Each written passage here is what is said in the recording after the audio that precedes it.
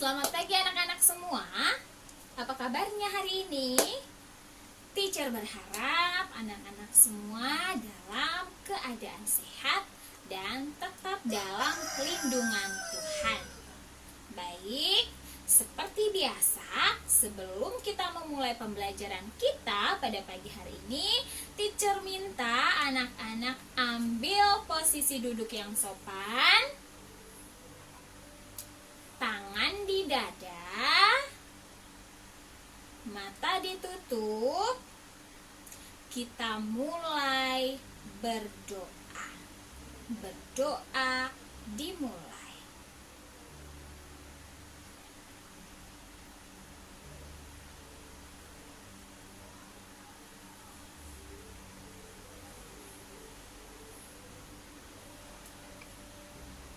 Berdoa selesai.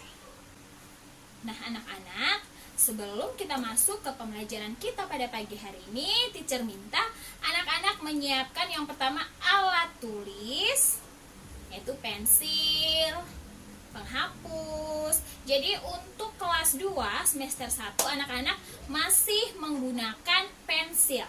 Ya, kita menulis menggunakan pensil.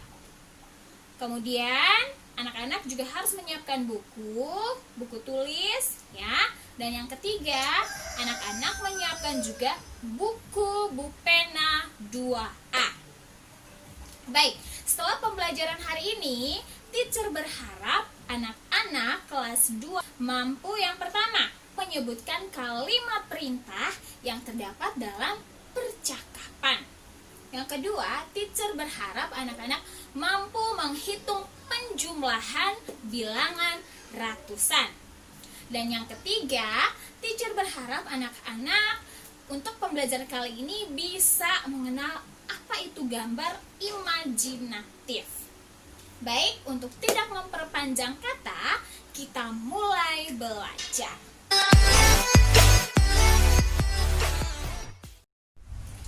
Baik, sebelum itu teacher ingin bertanya kepada anak-anak sekalian. Siapa di sini yang sering meminta bantuan, entah itu kepada ayah, kepada ibu, kepada kakak, adik, ataupun teman-temannya? Siapa yang sering meminta bantuan? Ayo angkat tangan. Iya, very good. Teacher merasa semua daripada kita, baik itu anak-anak, ataupun teacher, ataupun orang-orang yang ada di sekitar kita, pasti pernah yang namanya meminta bantuan kepada orang lain. Karena ada yang tahu, mengapa ya kok kita sering meminta bantuan kepada orang lain? Kenapa kita tidak bisa menyelesaikan masalah sendiri? Ada yang tahu? Iya, karena kita manusia adalah makhluk sosial yang mana tidak bisa hidup sendiri. Kita membutuhkan orang lain untuk berinteraksi, untuk membantu kita menyelesaikan masalah yang kita hadapi. Ya, jadi kita manusia termasuk makhluk sosial. Coba ulangi, makhluk sosial. Sekali lagi, makhluk sosial.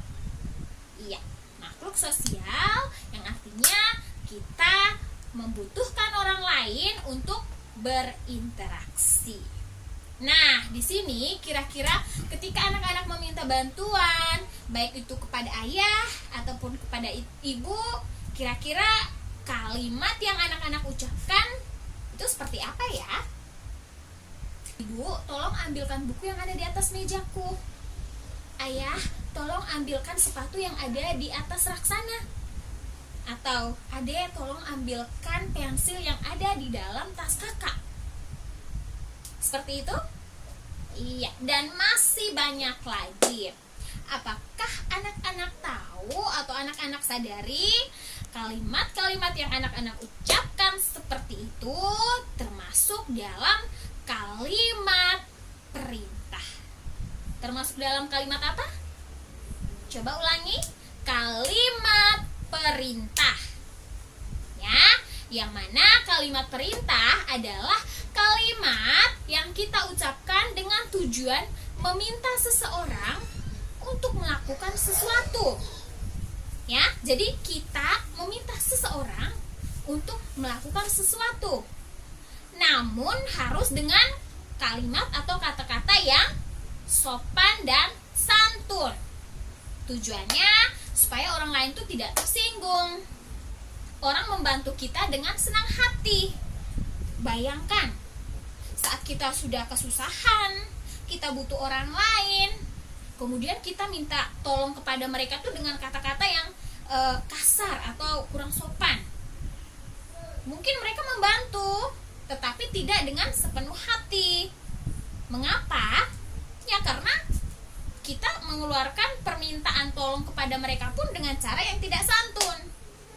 Jadi, teacher ingatkan sekali lagi kepada anak-anak bahwa jika ingin meminta bantuan kepada siapapun itu, ucapkan dengan kata-kata yang sopan, dengan kata-kata yang santun, supaya orang dapat membantu kita dengan sepenuh hati, dengan tulus hati.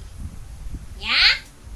Nah, di sini yang termasuk dalam kalimat perintah yang seperti teacher contohkan tadi, Ibu tolong ambilkan buku yang ada di atas meja.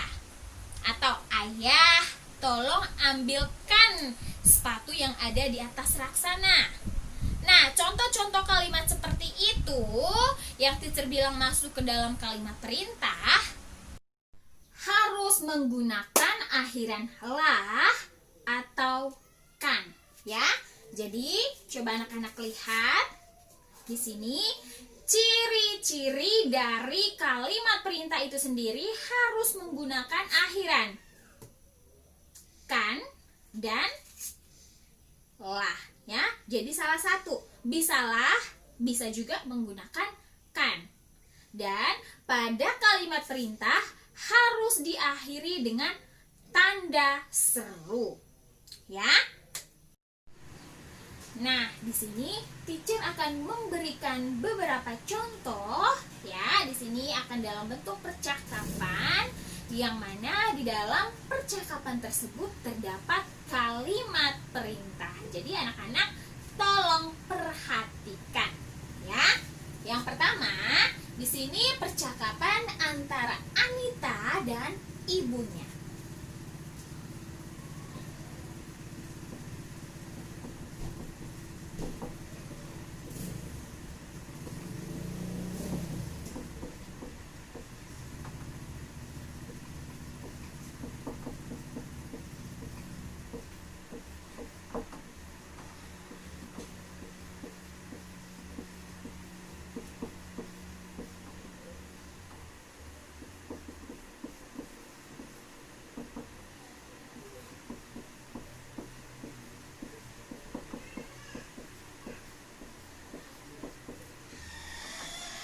Nah, di sini coba kita baca bersama-sama.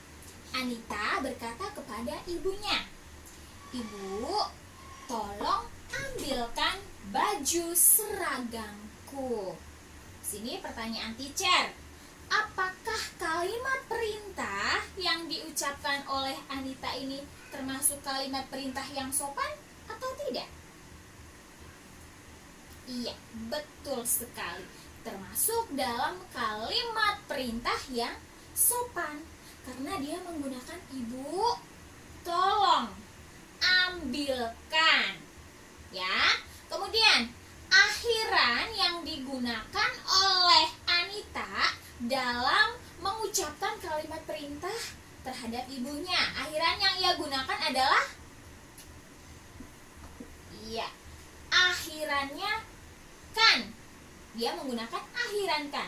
Ambilkan baju seragamku. Kemudian jawab ibunya, "Oke, baiklah, Nak." Nah, sekarang contoh yang kedua, ya. Anak-anak tolong perhatikan. Contoh yang kedua ini contoh percakapan antara ibu guru dan murid-muridnya.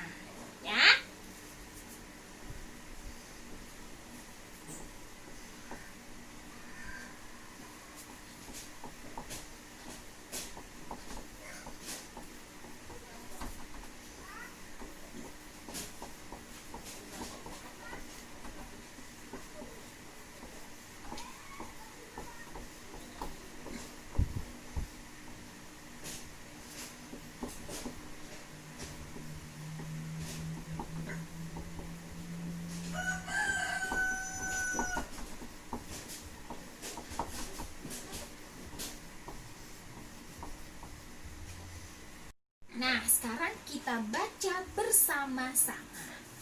Kata ibu gurunya, anak-anak berdoalah dengan sopan. Kemudian murid-murid atau anak-anaknya menjawab, baik Bu Guru. Ya, jadi di sini ibu guru memberi perintah kepada anak-anaknya atau kepada murid-muridnya untuk berdoa dengan sopan. Ya, kemudian anak-anaknya menjawab, baik Bu Guru. Nah, di sini pertanyaan teacher, akhiran pada kalimat perintah yang diucapkan oleh Bu Guru menggunakan akhiran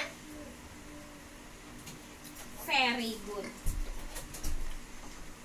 Akhiran lah. Di sini ibu berkata berdoalah.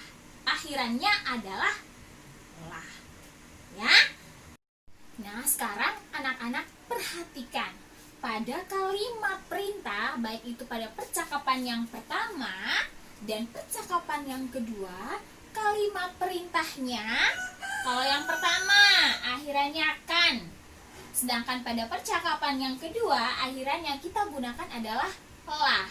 Sekarang anak-anak perhatikan tanda yang kita gunakan pada akhir kalimat. Kita menggunakan tanda very good, tanda seru, ya. Karena tadi seperti yang teacher sudah sampaikan, ciri dari kalimat perintah itu sendiri, ya, menggunakan akhiran kan atau lah dan diakhiri pula dengan tanda seru. Jadi harus diingat ya anak-anak. Nah, selain kalimat-kalimat seperti ini, ada juga kata-kata yang menggunakan akhiran lah ataupun kan yang mana akan menjadi sebuah kalimat perintah. Ya, contohnya berbarislah. Akhirannya adalah lah. Diskusikan. Akhirannya adalah kan. Kemudian berdirilah. Akhirannya adalah lah. Kemudian tulislah. Akhirannya lah. Dan masih banyak lagi, ya. Sunda, Padang, Papua, NTT, Batak, Jawa.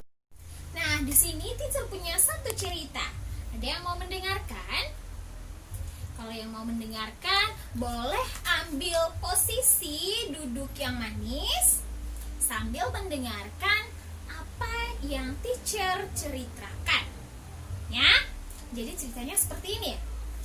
Pada suatu hari, Edo dan Benny sedang bermain kelereng.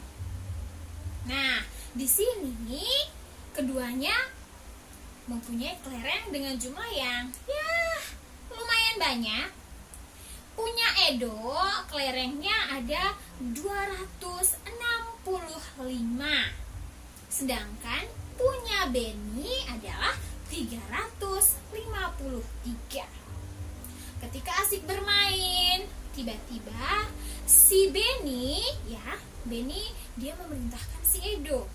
Katanya, Edo, tolong hitunglah semua kelerengmu dan kelerengku jika kita gabungkan. Atau Edo, jumlahkan semua kelereng yang ada saat ini, baik itu punyamu dan punyaku. Engkau hitung semua. Nah, di sini kira-kira ada yang tahu tidak ya? Kalimat perintah yang diucapkan oleh Benny kepada Edo adalah very good. Hitunglah, ya. Edo, hitunglah banyak kelereng punyamu dan punyaku jika digabung. Nah, di sini ketika si Benny meminta Edo menjumlahkan kelereng yang mereka miliki saat itu, nah, di sini jumlah kelerengnya kita bisa simbolkan dalam bentuk gambar atau teacher menggunakan bantuan gambar. tadi banyak kelereng milik Edo ya adalah sekarang anak-anak lihat di sini yang seperti ini ya, ini banyak atau jumlahnya adalah 100. Jadi kalau ada dua bentuk yang sama seperti ini, berarti nilainya adalah 100 ditambah 100 sama dengan very good 200 ya. Kemudian yang seperti ini ada puluhannya 1, 2, 3, 4, 5, dan 6. Karena di sini 6 posisinya puluhan, maka nilainya adalah 60. Kemudian di sini yang terakhir adalah satuannya adalah 1, 2, 3, 4, 5. Jadi kita bisa tulis 265. Di sini 265. Sekarang kita rubah ke dalam bentuk panjangnya.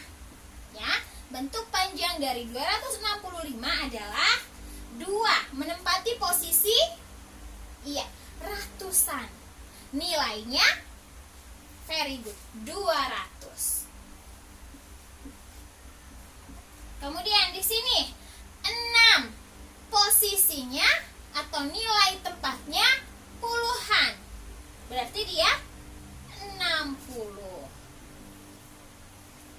Kemudian jangan lupa tanda tambah lagi. Tambah berapa di sini? Very good. Tambah 5. Jadi 200 ditambah 60 ditambah 5. Ini kelereng punya Edo. Sekarang kita lihat kelereng punya Beni. Ya. Punya Beni. Sekarang ada berapa kelereng ratusan di sini? Ada 3. 1, 2, 3. Berarti nilainya 300 ya. 300. Kemudian ini puluhannya ada 1, 2, 3, 4, 5. Berarti 50. Kemudian satuannya ada 1, 2, 3. Total semuanya adalah 353. Nah, sekarang bentuk panjang dari 353 adalah yang pertama anak-anak lihat angka 3 yang paling depan menempati posisi very good, posisi ratusan. Berarti nilainya 300. Kemudian jangan lupa tanda tambah. Tambah berapa di sini? Di sini ada 5 menempati posisi puluhan. Berarti nilainya 50. Oke, good. Tanda tambah lagi, jangan lupa. Kemudian di sini ada satuannya. Berapa di sini? Very good. 3. Jadi bentuk panjang dari 353 adalah 300 ditambah 50 ditambah 3. Nah, sekarang saatnya si Edo menjumlahkan kelereng miliknya dan kelereng punya Beni. Berarti saat dia mau menjumlahkan, tanda apa yang dia gunakan? Tanda tambah atau tanda kurang? Very good. Tanda tambah. Ya. Kalau tanda tambah berarti kita hitungnya maju atau hitung mundur. Very good. Kita hitung maju. Ya. Nah, sekarang anak-anak perhatikan 265 bentuk panjangnya sudah. 353. Bentuk panjangnya sudah. Sekarang saatnya kita menjumlahkan. Nah, di sini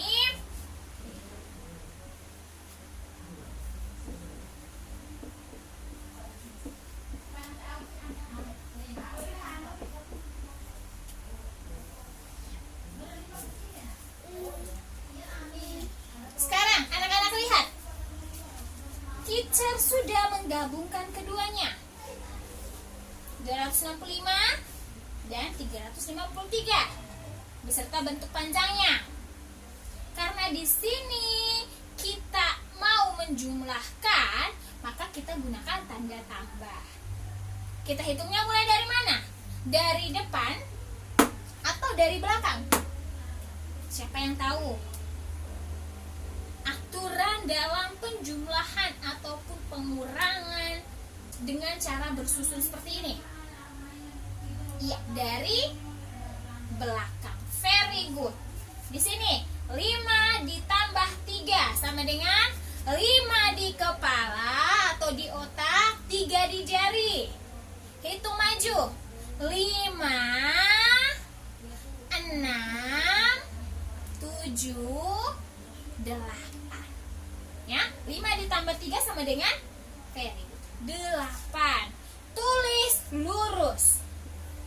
Ya, satuan lurus dengan satuan, puluhan lurus dengan puluhan, ratusan lurus dengan ratusan. Fungsinya supaya apa? Iya, supaya saat anak-anak menjumlahkan atau mengerjakan ini tidak keliru atau tidak pusing-pusing. Jadi harus lurus ya. Satuan lurus dengan satuan, puluhan lurus dengan puluhan, dan ratusan lurus dengan ratusan. Berikutnya, jangan lupa tanda tambah kita turunkan. Iya.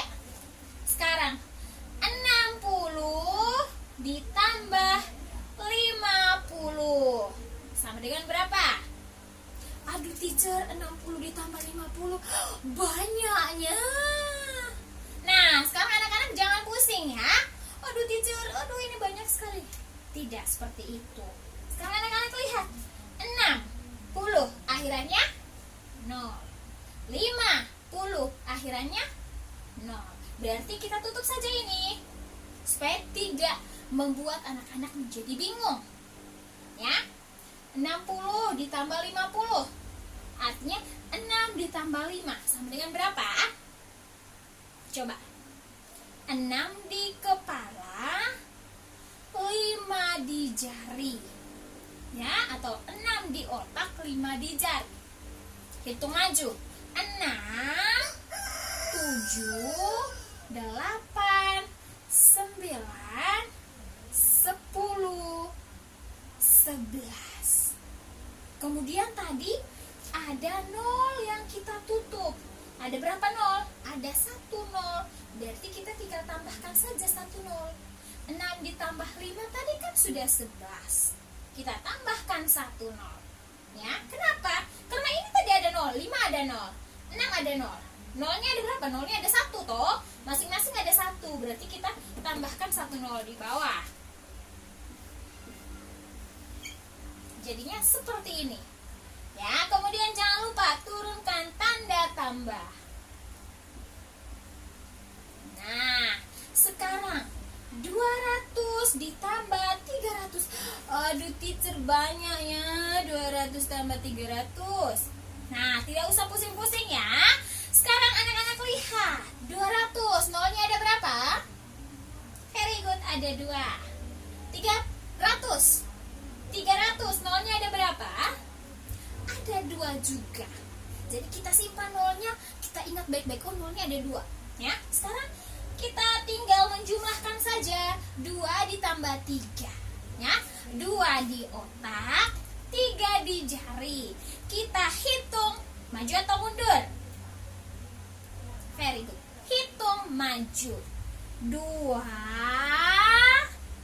3 4 5. Jadi 2 ditambah 3 hasilnya adalah 5. Terus anak-anak ingat lagi, oh tadi kan ada 2 nol nih. Di sini 200 ada 2 nol. 300 ada 2 nol. Berarti kita tambahkan 2 nol. 2 ditambah 3 tadi berapa? 5. Ya. Seperti ini. Atau anak-anak boleh 5 ditambah 3, 5, 3 di jari, 6, 7, 8. Tulis boleh. Kemudian 0 ditambah 0 sama dengan 0. Good. 6 ditambah 5 sama dengan 11. Oke, langsung tulis. Kemudian 0 ditambah 0 sama dengan 0. Boleh. 0 ditambah 0 sama dengan 0. Good. 2 ditambah 3 sama dengan 5. Pun boleh seperti itu. Jadi ada banyak cara yang dapat kita gunakan untuk melakukan penjumlahan seperti ini. Ya. Jadi sekarang kita mulai menjumlahkan. Kita tulis di bawahnya 500.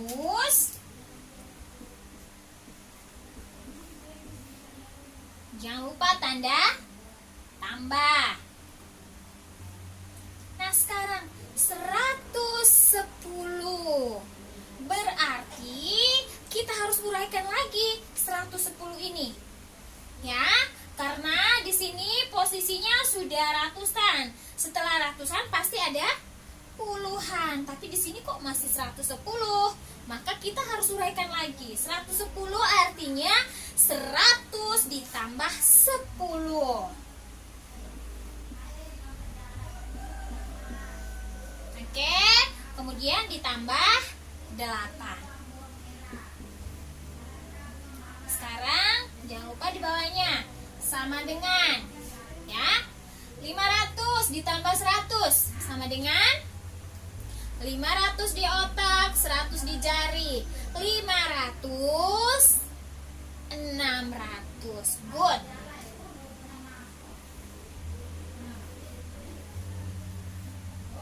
Kemudian ditambah, jangan lupa tanda tambah. 10 ditambah lagi yang terakhir 8 sama dengan 600 ditambah 10. 600 di otak, 10 di jari. 600, 601, 602, 603, 604, 605, 606, 607, 608, 609, 610. Good. 600 ditambah 10, 610. Ditambah 8 lagi. 610 di otak, 8 di jari. Hitung maju. 610, 611, 612, 613, 614, 615, 616, 617 dan 618. Ya, jadi 600 ditambah 10 ditambah 8 hasilnya adalah good. 618.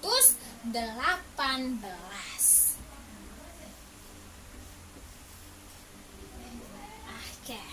Jadi hasilnya kita tulis di bawah sini 618. Jadi banyak lereng milik Edo dan milik Beni jika digabungkan adalah 618. Jika si Edo ini menjumlahkannya dengan cara bersusun panjang. Ya, ini namanya cara bersusun panjang. Selain cara bersusun panjang, kita juga bisa menjumlahkan atau menghitung sesuatu menggunakan cara bersusun pendek. Nah, bagaimana kalau Edo dia sekarang bilang, oh bagaimana ya, saya ingin menjumlahkan kelereng kami dengan cara bersusun pendek. Nah, bagaimana? Sekarang kita lihat bersama-sama. Ya, di sini teacher hapus dulu ya.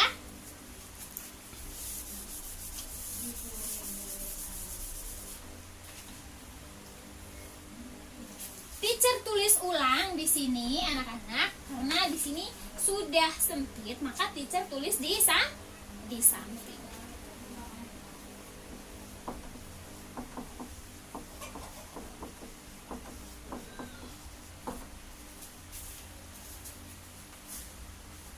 Oke, sekarang anak-anak lihat ya.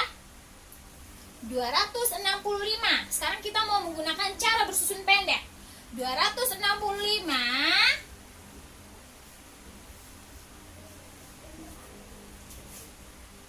ditambah 353. Ya. Selalu ingat, tulisnya itu lurus. Satuan lurus, puluhan lurus, ratusan lurus.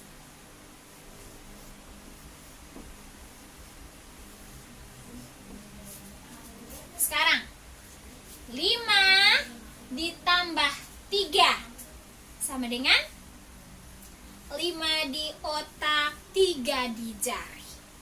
5, hitung maju. 6, 7, 8. Kita tulis di bawah angka berapa? Iya, di bawah angka 3. Jadi paling belakang. 8. Kemudian 6 ditambah 5. Sekarang anak-anak hitung. 6 di otak, 5 di jari. Hitung maju. 6, 7, 8, 9, 10, 11. Ya, berarti di sini karena hasilnya 11 itu ada 2 angka ya. Ada angka 1 di depan dan belakangnya juga angka 1. Berarti kita tulis 1 simpan 1. Simpannya di mana?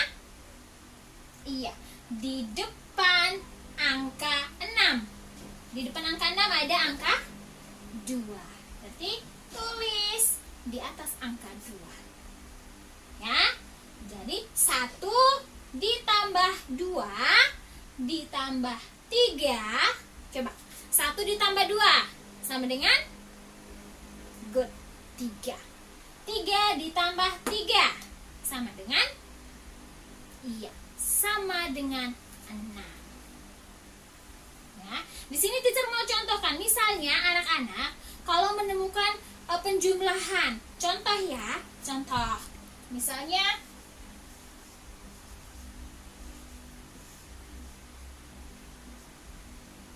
di sini contoh.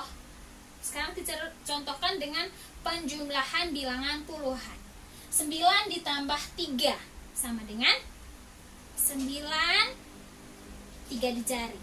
10, 11, 12. Saat kita mau menyimpan, di sini kan tadi kita gunakan teknik menyimpan. Di sini teacher contohkan 9 ditambah 3 sama dengan anak-anak sudah hitung tadi 12. 12. Anak-anak lihat.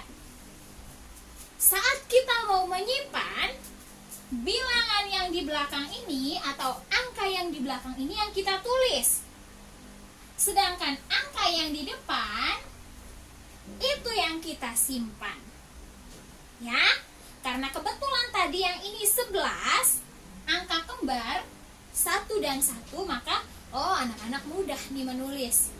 Tulisnya angka yang sama, simpan juga angka yang sama. Nah, sekarang karena angkanya berbeda, ada angka 1 dan 2 dibaca 12, maka kalau anak-anak mau menulis di sini 2. Kita tulis 2, simpan 1. Jadi angka depan yang kita simpan. Ya. Jadi anak-anak tinggal lanjutkan lagi. 1 ditambah 2 ditambah 3. Hasilnya ya, good. Ya, tapi ini hanya sebagai contoh penjumlahan dengan teknik menyimpan. Jadi selalu ingat, angka yang di belakang yang kita tulis, sedangkan angka yang di depan itu yang kita simpan. Simpannya di mana? Simpannya itu setelah bilangan yang kita jumlahkan itu di depan bilangan yang kita jumlahkan itu. Ya, jadi bagian atasnya. Contohnya seperti ini. 6 ditambah 5, 11. Tulis 1, simpan 1. satunya di atas angka 2. Sekarang kita bandingkan hasil penjumlahan menggunakan cara bersusun pendek dan cara bersusun panjang. Apakah sama hasilnya? Mari kita lihat bersama-sama ya. Hasilnya sama, baik menggunakan cara bersusun panjang maupun cara bersusun pendek. Nah, setelah Edo selesai menghitung banyak kelereng miliknya dan milik Benny, tiba-tiba Edo bertanya pada Benny, "Benny, apakah kamu suka menggambar?" Kemudian jawab Benny, "Iya, aku sangat suka menggambar."